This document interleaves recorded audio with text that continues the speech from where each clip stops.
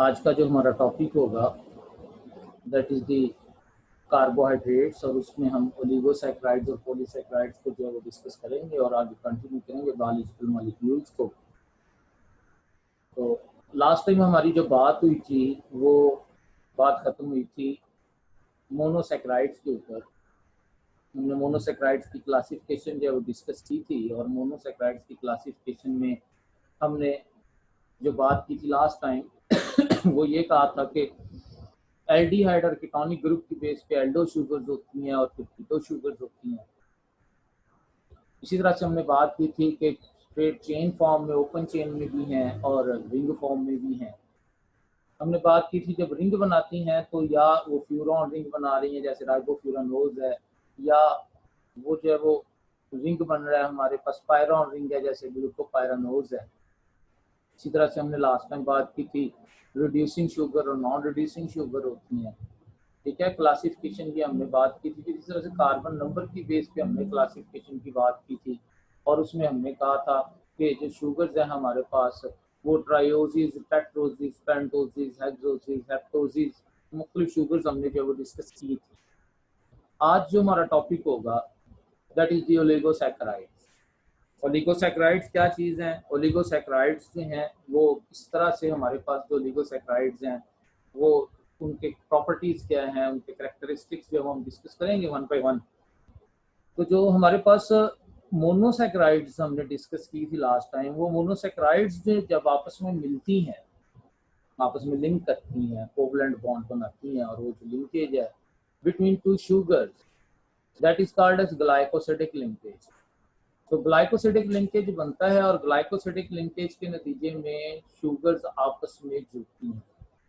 अगर दो शुगर आपस में जुड़ी हैं तो डाइसैकराइड होगा। अगर दो से ज़्यादा शुगर्स आपस में जो वो जुड़ी हैं तो ये हमारे पास ट्राइसैकराइड, टेट्रासैकराइड, वो उसमें उसके बाद इसी तरह से बात पेंटा, हेक्सा, ठीक है, डेकासैकराइड्स तक हम बात कर लेते हैं पहले कि अगर जो है वो हमारे पास शुगर्स की तादाद जो है वो 2 से लेके 10 तक है। ठीक है, अगर हमारे पास शुगर्स की जो तादाद है वो 2 से लेके 10 तक है तो ऐसे जो है वो कार्बोहाइड्रेट्स को हम नाम देते हैं ओलिगोसैकराइड्स।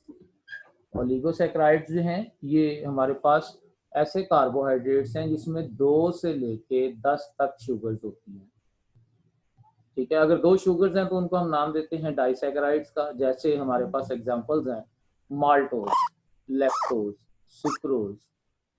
ठीक है, जैसे हम बात कर लेते हैं ग्लूकोज और ग्लूकोज आपस में मिलेंगी तो माल्टोज बनेगा।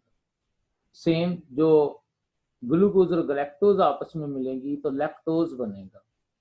ठीक है, ग्लूकोज और फ्रुक्टोज आपस में मिलेंगी तो उसके नतीजे में जो है वो सुक्रोज बनेगा। ठीक है, जैसे ये केन शुगर हमारे पास जो है, जो आम चीनी है, ये सुक्रोज है। ठीक है, इसका फार्मूला जो है वो C12H22O11 है, एक डाइसैकराइड है, और ये बनी हुई है एक ग्लूकोज और एक फ्रुक्टोज से।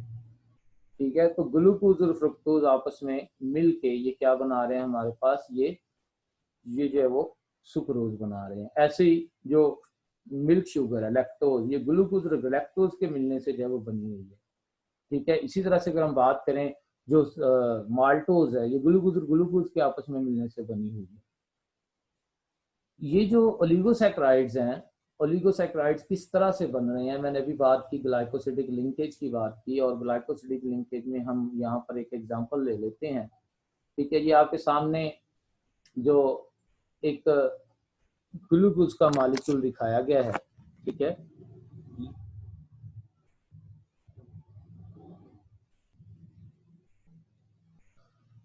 ये एक ग्लूकोज का मॉलिक्यूल दिखाया गया है, और ये ग्लूकोज का मॉलिक्यूल, इसके साथ जो दूसरा मॉलिक्यूल पड़ा हुआ है ये ये फ्रुक्टोज का मॉलिक्यूल है।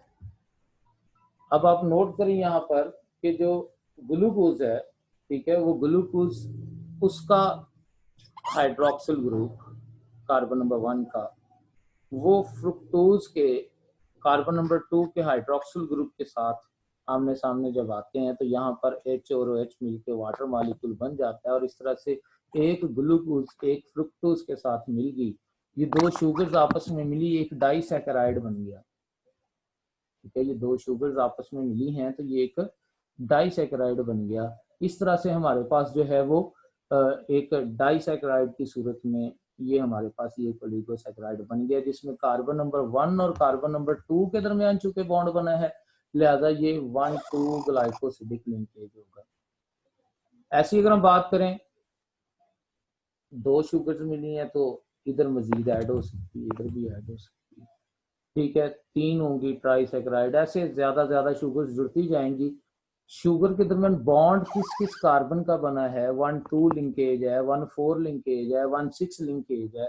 यहाँ पर भी जो वो हमारे पास एक तो इसका मतलब है ग्लाइकोसिडिक बॉन्ड जो है ये हमारे पास शुगर का बॉन्ड है किसी भी शुगर के साथ। ना सिर्फ किसी भी शुगर के साथ, बल्कि ये बॉन्ड है किसी भी दूसरे एटम के साथ भी। जैसे हम बात करेंगे कि जो एक नाइट्रोजनस बेस है वो शुगर के साथ अटैच होती है, तो नाइट्रोजनस बेस का शुगर के साथ जो अटैच होना है वो भी ग्लाइकोसिडिक लिंकेज है। ठीक है, इसी तरह से फॉस्फेट ग्रुप का जो शुगर के साथ अटैच होना है वो हम बात करेंगे आगे। ठीक है, उसमें न्यूक्लियोटाइड में वो भी ग्लाइकोसिड, तो ग्लाइकोसिडिक लिंकेज में शुगर्स के साथ या दूसरे एटम्स के साथ जो वो मिलती जाती हैं। ठीक है, और इस तरह से हमारे पास ये चेन की सूरत में। अब बात ये शुगर जब शुगर के साथ मिल गई, ठीक है, इसका साइज बढ़ गया। जब इसका साइज बढ़ता जाएगा तो हमारे टेस्ट बर्ड में इसकी डिटेक्शन कम होती जाएगी, जिसकी वजह से इसके टेस्ट में निस्बतन लेस स्वीटनेस होगी। मोनोसेक्राइड सबसे ज्यादा मीठी हैं। ठीक है, जो डाइसेक्राइड्स हैं वो उससे जरा कम मीठी हैं। जैसे जैसे शुगर्स की तादाद बढ़ती चली जाएगी due to the increase in size of molecules, इसकी जो स्वीटनेस है वो कम होती जाएगी। इसका मतलब है कि मोनोसेक्राइड्स की निस्बत जो हमारे पास और ओलिगोसेक्राइड्स हैं वो जायके में कम मीठे हैं। ठीक है, ना सिर्फ जायके में कम मीठे हैं बल्कि वो हमारे पास जो वो यहाँ पर जो है वो पानी के अंदर सॉल्युबिलिटी के पॉइंट ऑफ व्यू से भी निस्बतन जो है वो कम है। इस तरह से ना सिर्फ वो सॉल्युबिलिटी के हवाले से जो है वो उनका फर्क, मतलब उनकी जो सारी प्रॉपर्टीज फिजिकल और केमिकल्स में चेंज है वो हम डिस्कस करते हैं साथ साथ। अगर पानी के अंदर सॉल्युबिलिटी का उनका फर्क आ गया, उनकी जो है वो स्वीटनेस का जो है वो फर्क आ गया। ठीक है, ये हमारे पास जो है उसके करेक्टर्स हैं। जब ज्यादा शुगर्स आपस में मिलती जाएंगी तो ज्यादा शुगर्स के आपस में मिलने से हमारे पास जो चीज बनेगी, ठीक है, वो है पॉलीसैकेराइड्स। पॉलीसैकेराइड्स जो है ये जैसे आपके सामने ये शुगर्स की जो है वो चेन दिखाई गई है पॉलीसैकेराइड्स में। ठीक है, ये हमारे पास एक चेन की सूरत में ये जो है वो अटैच हुई है शुगर्स, और ये हमारे पास जो है वो बन रही है। मोस्ट अबंडेंट कार्बोहाइड्रेट नेचर में वो पॉलीसैकेराइड है। हमारे पास अक्सर शॉर्ट क्वेश्चन आ जाता है, जैसे सपोज आपके पास ऑप्शन है जी glucose, ribose, starch, glycogen. Question ये आ जाता है जी आपको कि animals contain carbohydrate mainly in the form of, animals contain carbohydrate mainly in the form of. अब कंटेन की बात हुई है तो एनिमल्स किस तरह से हासिल करते हैं, किस तरह से ऑब्टेन कैसे करते हैं, ठीक है, स्टोर कैसे करते हैं और यूटिलाइज कैसे करते हैं। मसलन मैं बात करूं, animals obtain carbohydrate, obtain in the form of, obtain के हवाले से बात आएगा कि वो स्टार्च की सूरत में खुराक लेते हैं। ठीक है, animals store carbohydrate in the form of glycogen, answer आ जाएगा। ठीक है, अगर मैं कहूं कि animals utilise carbohydrate in the form of, तो यूटिलाइजेशन में हमारे पास ग्लूकोज की सूरत में जो है वो उसको यूटिलाइज करते हैं ब्लड के अंदर। ठीक है, animals can not digest the carbohydrates, option cellulose होगा। सेलुलोज को सॉरी ह्यूमन के हवाले से सिर्फ मैन वो सेलुलोज को डाइजेस्ट नहीं कर सकेगा। बाकी एनिमल्स के अंदर वेरिएशन है जिनमें सेलुलोज एंजाइम प्रोड्यूस होगा खुद से या बैक्टीरिया की मदद से, वो डाइजेशन जो है वो कर सकती है। खैर, तो हम बात करें जनरली तो वो सेलुलोज की डाइजेशन नहीं होती, सेलुलोज एंजाइम प्रोडक्शन करने के लिए बैक्टीरिया की जरूरत होती है। अच्छा खैर, तो ये हमारे पास मोनोसेक्राइड्स, पॉलीसैकेराइड्स, ओलिगोसैकेराइड्स, उनका कंपैरिजन भी हम करेंगे। और पॉलीसैकेराइड्स के अंदर स्टार्च, ग्लाइकोजन और हमारे पास जो है वो इसमें आ गई है, क्या नाम है इसका, सेलुलोज, हम इसका भी जो है वो कंपैरिजन करेंगे। जस्ट 1 मिनट के लिए वेट करें।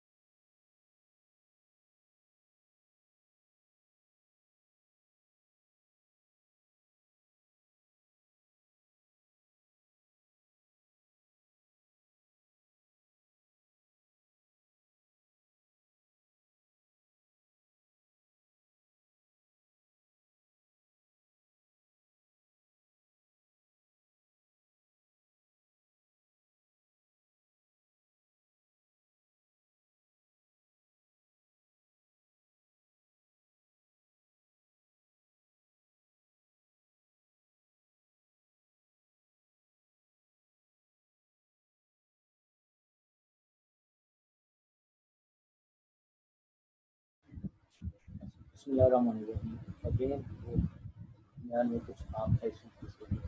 अच्छा, हम बात कर रहे हैं कि जो पॉलीसैकेराइड्स हैं, पॉलीसैकेराइड्स ये मिलने से बने हुए हैं मोनोसैकेराइड्स। अब जैसे स्टार्च की बात करें, स्टार्च ग्लूकोज का बना हुआ है, ग्लाइकोजन भी ग्लूकोज का बना हुआ है, सेलुलोज भी ग्लूकोज का बना हुआ है। तो फर्क कहाँ पर आया? फर्क आया तीनों के अंदर ग्लाइकोसिलिक बॉन्ड की नेचर का फर्क आया तीनों के अंदर। इसमें हमारे पास अगर हम बात करें तो यहाँ पर जो डिफरेंस होगा वो डिफरेंस होगा तीनों के अंदर चेन की लेंथ का, चेन की नेचर का। जैसे हम बात करें और फिर अकरेंस प्लांट्स के अंदर देखें, स्टार्च है, एनिमल्स और प्रोकैरियोटिक सेल में और फंजाई के अंदर अगर हम बात करें तो हमारे पास जो है वो ग्लाइकोजन है। अगर हम बात कर लें यहाँ पर प्लांट्स के वाले से तो प्लांट्स के अंदर जो है वो आपको यहाँ पर जो है वो सेलुलोज जो है वो मिलेगी। ठीक है, तो इसमें सबसे पहले हम बात कर लेते हैं कि जो प्लांट्स हैं, प्लांट्स के अंदर जो है वो स्टार्च मौजूद है। मेन फंक्शन जो है वो स्टार्च का प्लांट के अंदर स्टोरेज है, स्टोरेज मॉलिक्यूल के तौर पर ये एक्ट कर रहा है। अगर हम बात करें एनिमल्स के अंदर, एनिमल्स के अंदर जो स्टोरेज मॉलिक्यूल है वो ग्लाइकोजन है।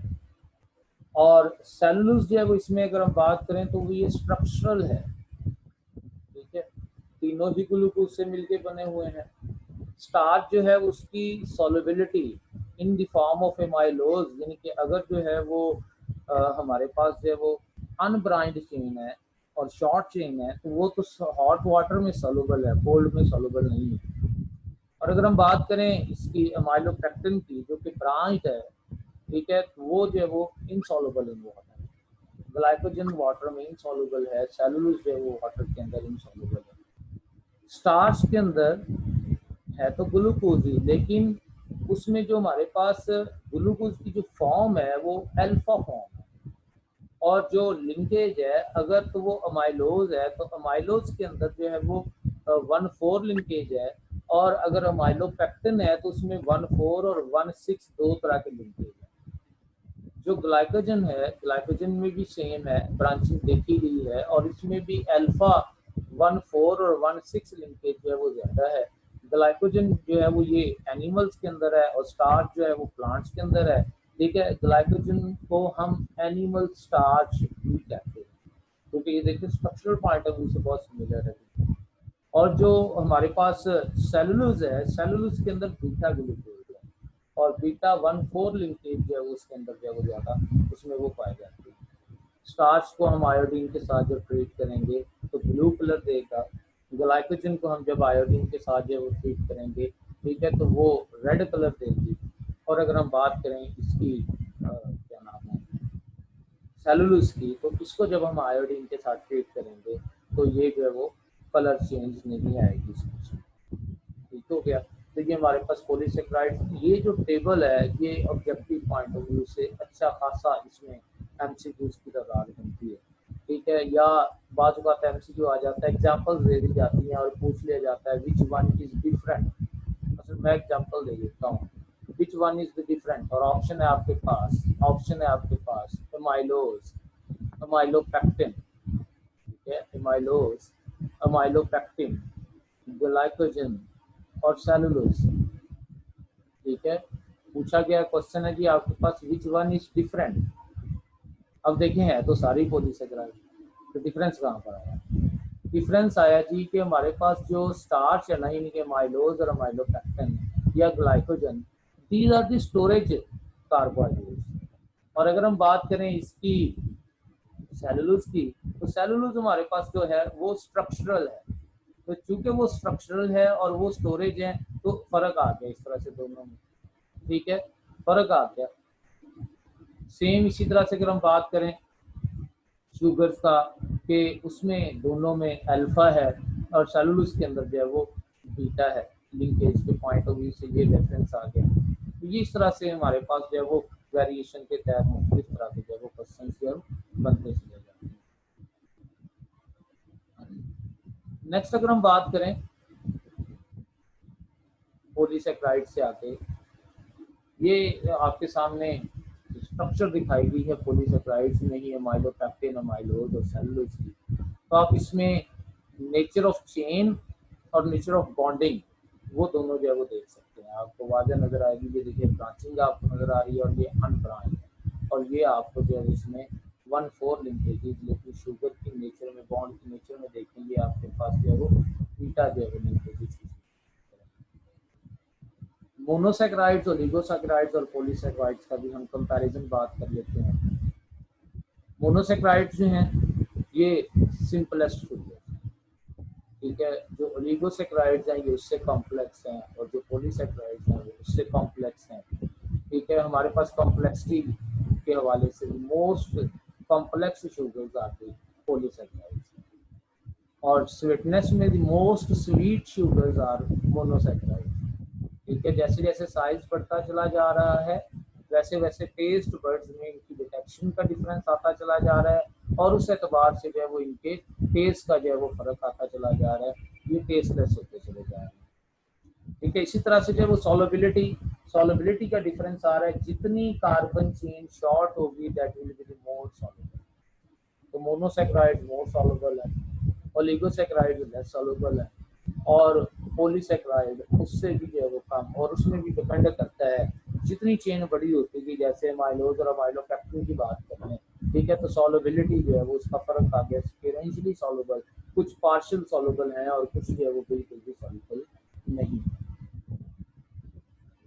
अब हम नेक्स्ट बात कर लेते हैं हाइड्रोलिसिस का डिफरेंस आ गया, ठीक है। मोनोसेकेराइड्स के आप फर्दर हाइड्रोलिसिस नहीं कर सकते क्योंकि वो तो पहले सिंपलेस्ट है, और जो हमारे पास ओलिगोसेकेराइड्स हैं उनके अंदर चूंकि 2 से लेके 10 तक शुगर्स मौजूद हैं, आप उनकी हाइड्रोलिसिस करके आप उनसे जो है वो शुगर्स हासिल कर सकते हैं, और पॉलीसेकेराइड्स में भी चूंकि बहुत ज्यादा शुगर्स हैं लिहाजा उनकी भी हाइड्रोलिसिस की जा सकती है। मोनोसेकेराइड्स का जो जनरल फार्मूला है दैट इज CH2ON। आपकी बुक में यहाँ एक कंफ्यूजन है, पहले उसने बात की हुई है मोनोसेकेराइड में ऊपर के 3 से लेके 7 तक कार्बन मौजूद है एक मोनोसेकेराइड में, लेकिन नीचे जो है वो पैराग्राफ में वो लिखता है, जब फार्मूला वो लिख रहा है कि CH2ON है where N is the whole number that is from 3 to several thousands। ये आपकी बुक में एक लाइन लिखी हुई है, एक्चुअली मोनोसेकेराइड्स के अंदर जो है वो 3 to several thousand नहीं होंगे। हाँ, कार्बोहाइड्रेट्स की अगर हम बात करें तो उसके अंदर carbon number 3 to several thousand होता है, ठीक है। मोनोसेकेराइड्स के वाले से बात करें तो मोनोसेकेराइड्स जो है ये हमारे पास जो है इसमें कंफर्म है 3 to 7 आपकी बुक में। हाँ, कुछ पॉइंट पे हमें 3 to 8 भी मिलता है, कुछ बुक्स में 3 to 9 का भी जिक्र है, लेकिन जनरली 3 to 7, और हम बुक के मुताबिक फॉलो करते हुए इसके 3 to 7 को ही ज्यादा मोस्ट फेवरेबल आंसर कंसिडर करें। जो डाइसेकेराइड्स हैं उसका फार्मूला CnH2n-2 और ON-1, यानी कि एक वाटर मॉलिक्यूल माइनस है, ये दूसरे लफ्जों में CnH2H2ON, या CH2O, दोनों को हम N वैल्यू अगर लिख दें, माइनस वाटर मॉलिक्यूल, जितनी शुगर्स मिलेंगी, 2 मिलेंगी 1 वाटर मॉलिक्यूल निकलेगा, 3 मिलेंगी 2 वाटर मॉलिक्यूल निकलेंगे। ठीक है, तो इस तरह से नंबर ऑफ वाटर मॉलिक्यूल की बेस पे हम बात करते जाएंगे, हमें आइडिया हो जाएगा कि कितनी शुगर्स आपस में बन रहे हैं। जितने ग्लाइकोसिडिक लिंकेज बनेंगे उतने हमारे पास जो वाटर मॉलिक्यूल कम होते जाएंगे। पॉलीसैकेराइड्स में हम एज सच इस तरह से फार्मूला हमारे सामने नहीं आ सकेगा, हम वो जनरल फार्मूला कार्बोहाइड्रेट्स का वही जब हम कंसिडर करें। ये जो कार्बोहाइड्रेट्स है ना, बॉडी के लिए, हमारी बॉडी के लिए जो इसका रोल है, स्ट्रक्चरल रोल भी है और मेन जो रोल है वो एनर्जी के तौर पर भी है, central player for the energy of the energy, क्योंकि ग्लूकोज की सूरत में ही ये जो है वो हम मुख्तलिफ जो मतलब ब्लड के अंदर जब वो ग्लूकोज मौजूद है जिसके आगे मेटाबॉलिज्म से हम मेनली एनर्जी जो है वो लेते हैं। ठीक है, और फिर इसके मदद से कार्बोहाइड्रेट्स की मदद से आगे फर्दर बायोसिंथेसिस भी होती है, मुख्तलिफ जो है वो बायोसिंथेसिस जो हमारे पास जो है इसमें वो भी जो है वो पॉसिबल है। अब जो भी चीज़ आप खाते हैं कार्बोहाइड्रेट्स वगैरह, वो जो है वो आपके पास गैस्ट्रोइंटेस्टाइनल ट्रैक्ट में स्मॉल इंटेस्टाइन से वो चीज़ जो है वो एंटर होगी। किधर एंटर होगी? वो स्मॉल इंटेस्टाइन से जो है वो आपके ब्लड के अंदर जो है वो एंटर होगी और ब्लड में जो है वो आगे मुख्तलिफ सेल्स में जाएगी। सेल्स के अंदर जहाँ मेटाबॉलिज्म जो है वो रिक्वायर्ड है, ठीक है, सेल्स के अंदर जो है वो जाएगी, सेल्स में जहाँ पर जो है वो मेटाबॉलिज्म है। ठीक है, तो वो हमारे पास जो सेल्स के अंदर मेटाबॉलिज्म हो रहा है, ठीक है, उसमें लिवर सेल में, मसल सेल में, जनरल बॉडी सेल्स में जहाँ पर अमाउंट उसकी बढ़ गई हुई है वहाँ पर उसको कन्वर्ट भी किया जा रहा है ग्लाइकोजन। वो हम जो वो पॉइंट डिस्कस करते हैं।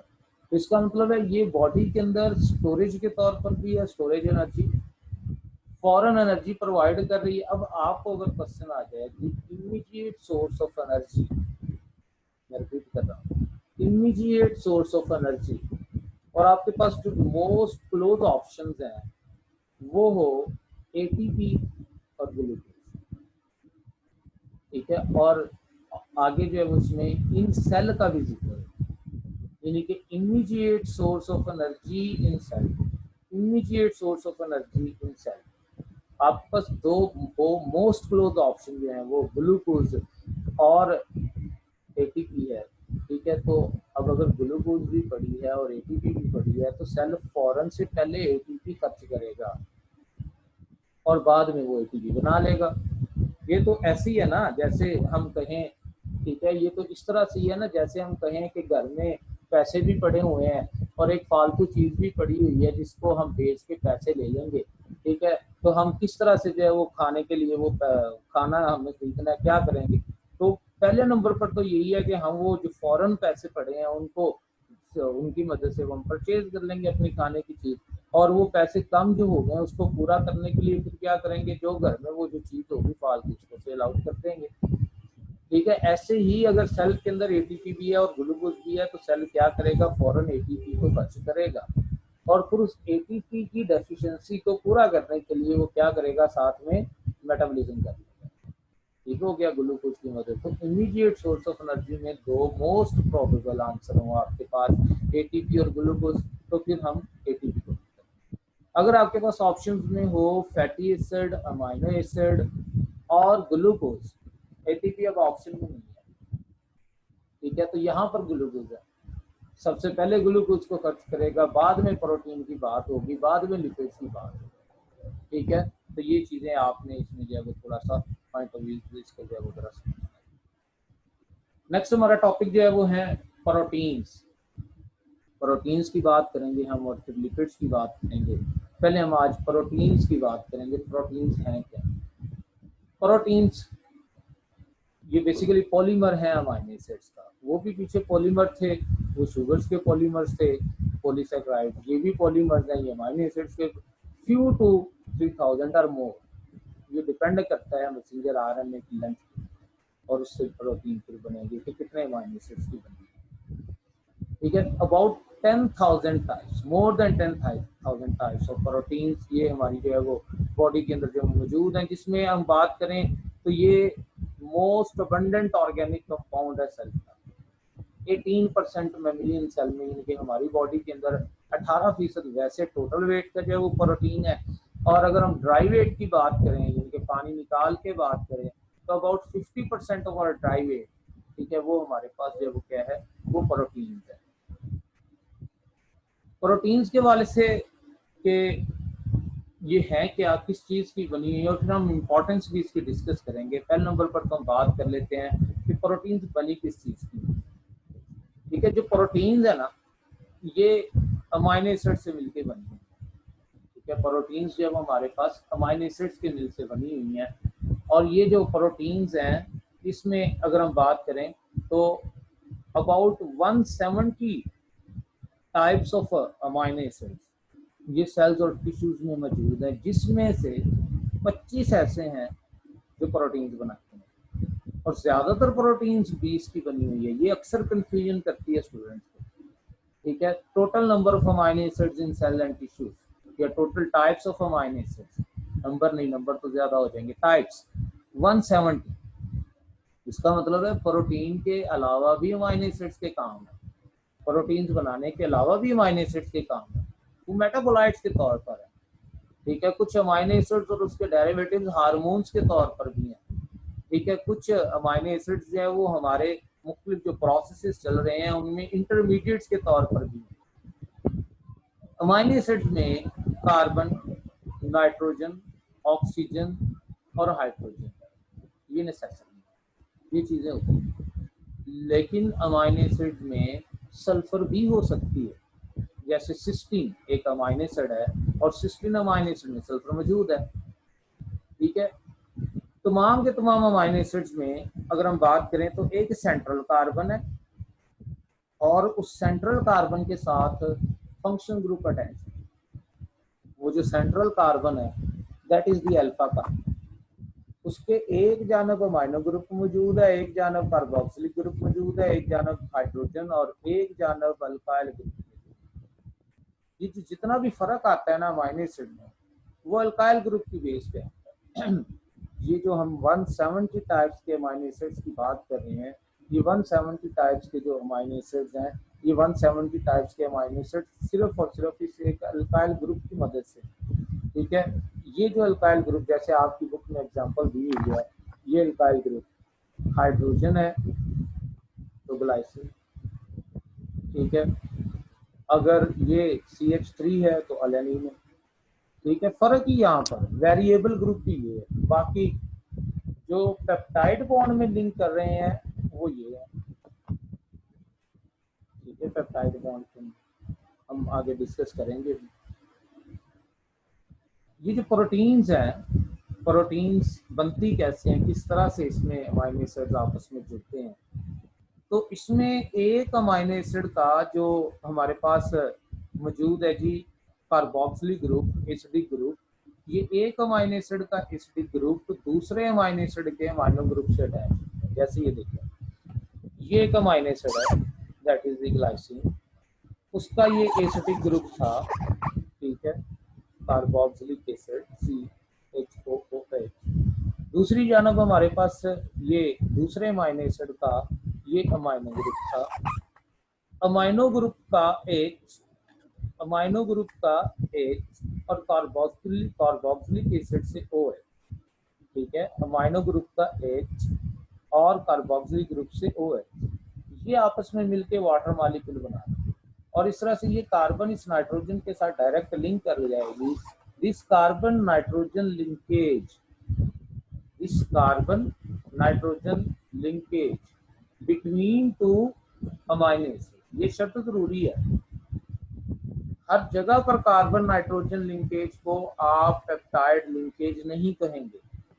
मतलब मैं एग्जांपल देता हूँ कि जो नाइट्रोजनस बेसिस हैं जो अटैच होती हैं उसमें न्यूक्लियोटाइड में नाइट्रोजनस बेस जब शुगर के साथ अटैच होती है वहां पर भी कार्बन नाइट्रोजन लिंकेज बन जाता है, but that carbon nitrogen linkage is glycosylase.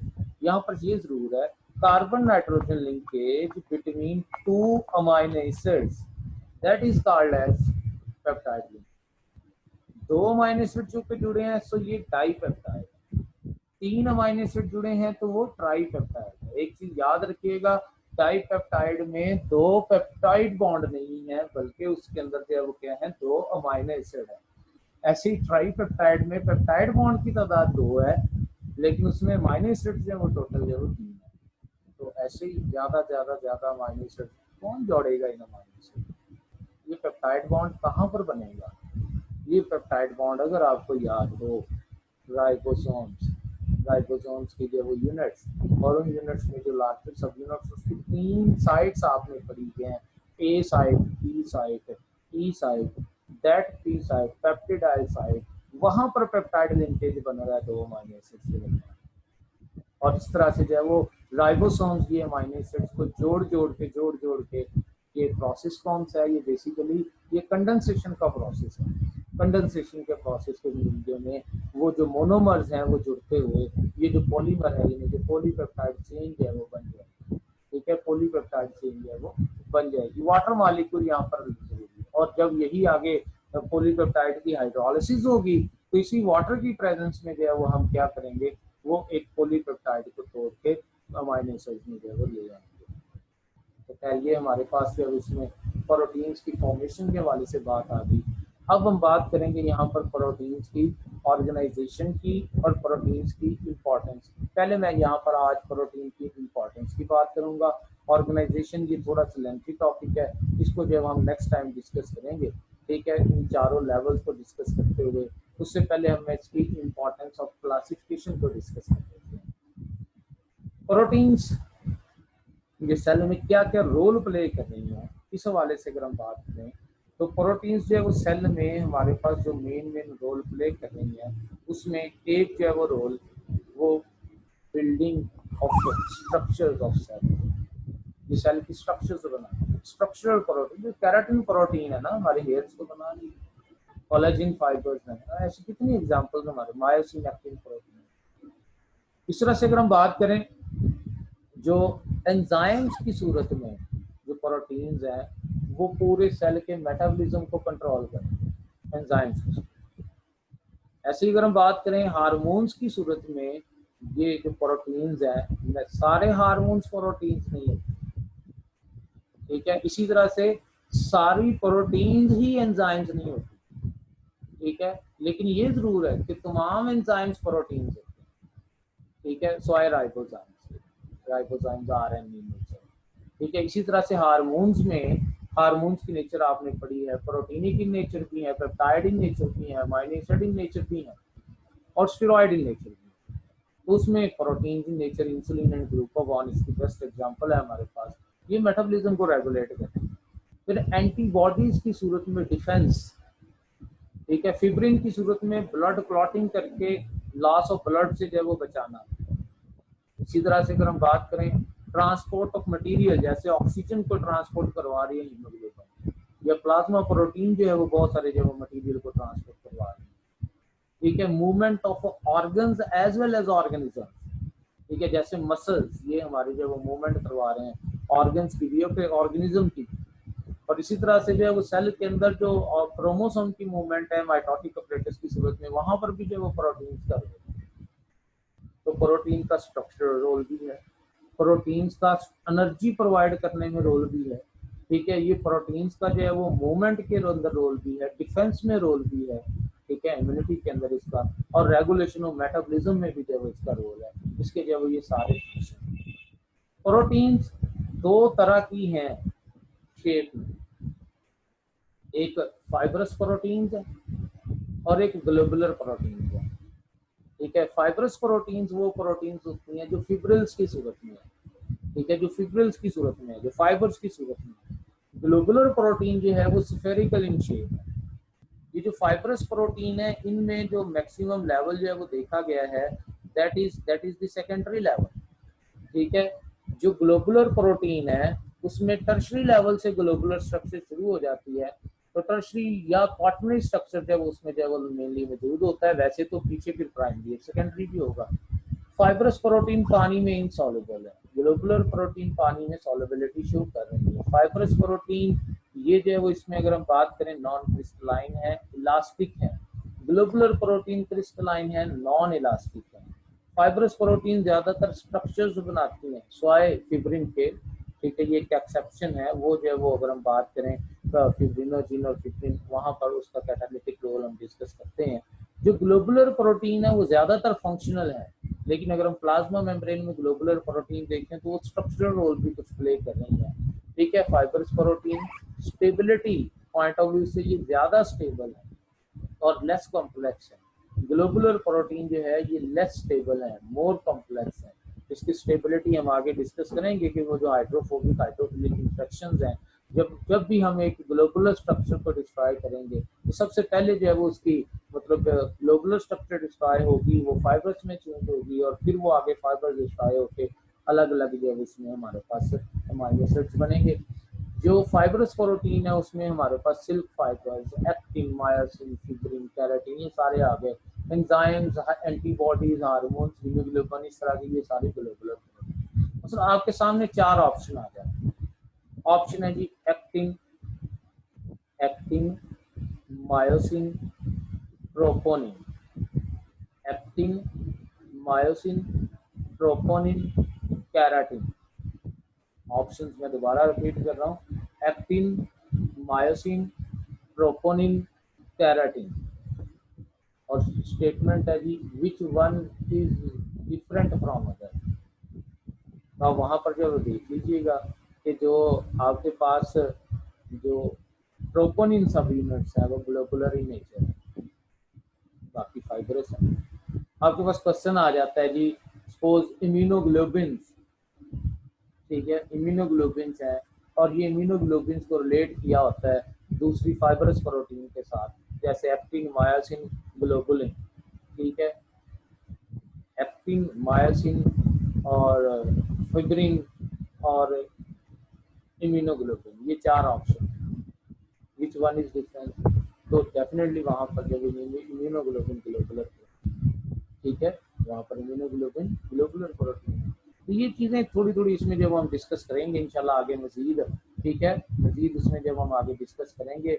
यहाँ तक अगर कोई क्वेश्चन होगा, आज हम इंशाल्लाह यहाँ तक ही अपना टॉपिक रखेंगे। कल हम बात करेंगे उसकी levels of organisation of proteins की। कल हम बाकी जो वो पॉइंट्स डिस्कस करेंगे। अभी हमारा क्वेश्चन आंसर सेशन होगा तो 10 मिनट का, 15 मिनट का, उसमें अगर आपका कोई क्वेश्चन है तो वो डिस्कस कर लीजिए। आज के लिए जो हमारा टॉपिक है